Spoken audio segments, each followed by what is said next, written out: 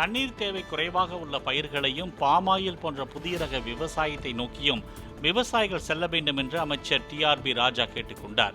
தஞ்சை மாவட்டம் ஈச்சங்கோட்டை கிராமத்தில் கோத்ரேஜ் அக்ரோ வெட் எண்ணெய் பனைத்தோட்ட வணிகத்தை திறந்து வைத்து பேசிய அவர், நெல், தென்னை, கரும்பு, பாமாயில் போன்றவற்றின் மதிப்பை கூட்டி விற்க விவசாயிகள் முயல வேண்டும் என்றார்.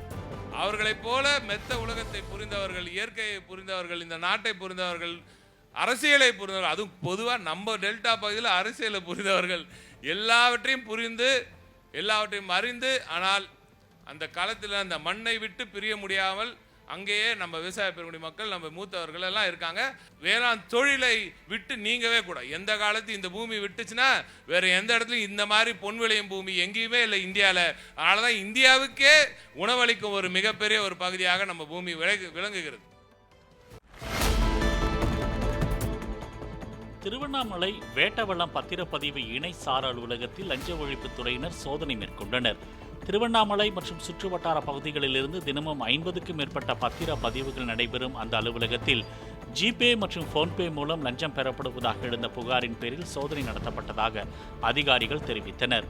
அப்போது கணக்கில் வராத 25,000 ரூபாயை பறிமுதல் செய்த அவர்கள் அலுவலகத்தில் பணியாற்றும் ஒவ்வொரு ஊழியரின் UPI செயலிகளையும் சோதனை மேற்கொண்டதாக கூறப்படுகிறது. சாலையில் சென்று கொண்டிருந்த தம்மை சரமாரியாக தாக்கி கத்தியால் காதை அறுத்துவிட்டு தப்பியோடியதாக கணவன் மீது பெண் ஒருவர் புகார் அளித்துள்ளார். ஜோலார்பேட்டையைச் சேர்ந்த புனிதா என்ற அப்பெண்ணுக்கும் அவரது கணவருக்கும் இடையே விவாகரத்து வழக்கு நீதிமன்றத்தில் நடந்து வருவதாக கூறப்படுகிறது. இந்நிலையில் கணவரின் தாக்குதல் பற்றி புகார் அளித்த போதும் போலீசார் உரிய நடவடிக்கை எடுக்கவில்லை என கூறி புனிதா திருப்பத்தூர் மாவட்ட ஆட்சியரிடம் மனு அளித்துள்ளார்.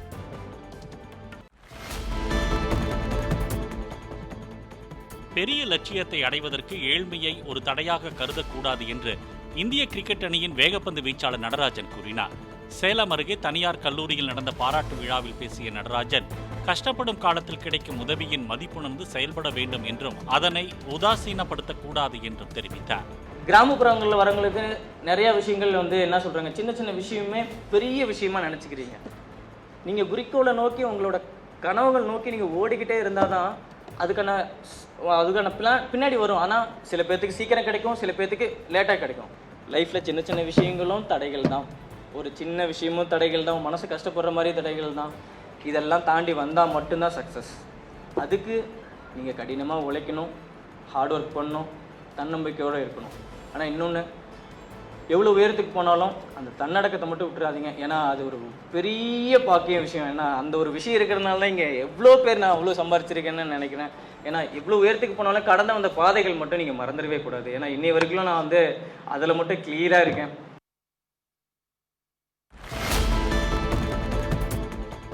கரூரில் சாலையோர பானிபூரி கடைகளில் உணவு பாதுகாப்புத்துறை அதிகாரிகள் சோதனை நடத்தி சுகாதாரமில்லாத உணவுப் பொருட்களை பினாயில் ஊற்றி அழித்தனர்.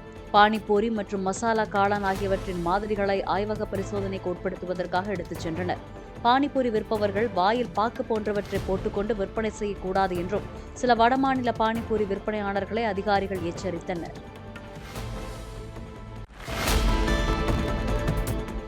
சிதம்பரம் நகராட்சி மீன் மார்க்கெட்டில் ரசாயனம் தடவப்பட்ட மீன்கள் விற்கப்படுகிறதா என உணவு பாதுகாப்புத்துறையினர் திடீர் ஆய்வு மேற்கொண்டனர்.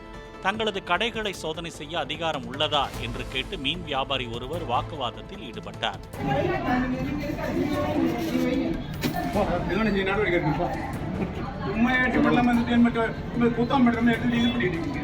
கெட்டுப்போன மீன்களை பறிமுதல் செய்து அழித்த அதிகாரிகள் மீண்டும் இதுபோல் நடைபெற்றால் அபராதம் விதிக்கப்படும் என எச்சரித்தனர். சிவகங்கை மாவட்டம் காளையார்கோவில் அருகே உள்ள மரவமங்கலம் ஊராட்சி ஒன்றிய தொடக்கப்பள்ளியில் வகுப்பறையின் வெளிப்பகுதி மாணவர்களை உற்சாகப்படுத்தும் வகையில் ரயில் பெட்டி தோற்றத்தில் வண்ணம் தீட்டப்பட்டுள்ளது.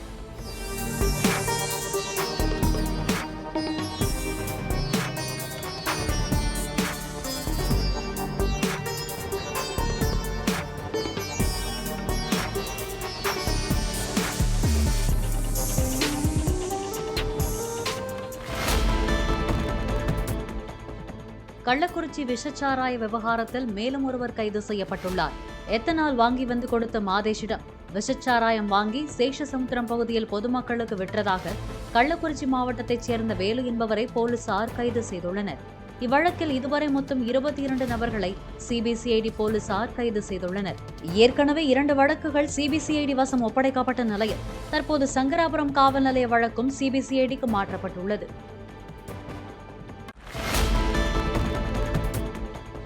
திருவனந்தபுரத்தில் வீட்டு போர்ட்டிகோவில் நிறுத்தப்பட்டிருந்த காருக்குள் விளையாடுவதற்காக சாவியை எடுத்துக்கொண்டு ஏறிய ஆரவ் என்ற 2 வயது சிறுவன் கார் கதவு தானாக மூடிக்கொண்டதால் உள்ளேயே சிக்கிக் கொண்டான். காரின் மாற்றுச்சாவி எங்கே உள்ளது என்று தெரியாததால் கார் ஜன்னல் கண்ணாடியை உடைத்து குழந்தையை மீட்குமாறு அக்கம்பக்கத்தினர் அறிவுறுத்தியதாக தெரிகிறது. ஆனால் அவ்வாறு செய்தால் ஏர்பேக் திறந்து குழந்தைக்கு காயம் ஏற்படக்கூடும் என்று கருதி தீயணைப்புத் துறையினரை வரவழைத்தனர்.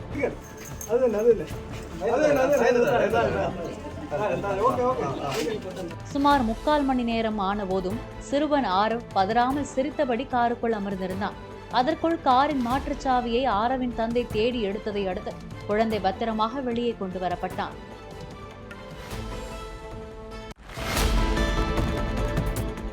கோவை உக்கடம் பெரியகுளம் ஸ்மார்ட் சிட்டி பகுதியில் கூடும் பொதுமக்கள் வீசிச் செல்லும் குப்பைகளை அகற்ற ஸ்மார்ட் குப்பை அள்ளும் வாகனத்தை மாநகராட்சி பணியாளர்கள் பயன்படுத்த துவங்கியுள்ளனர். வலுவான சக்ஷன் கொண்ட வேக்யூம் கிளீனர் போன்ற அந்த கருவியில் காகிதங்கள் மற்றும் தின்பண்டங்களின் கவர்கள் வேகமாக உள்ளிழுக்கப்பட்டன.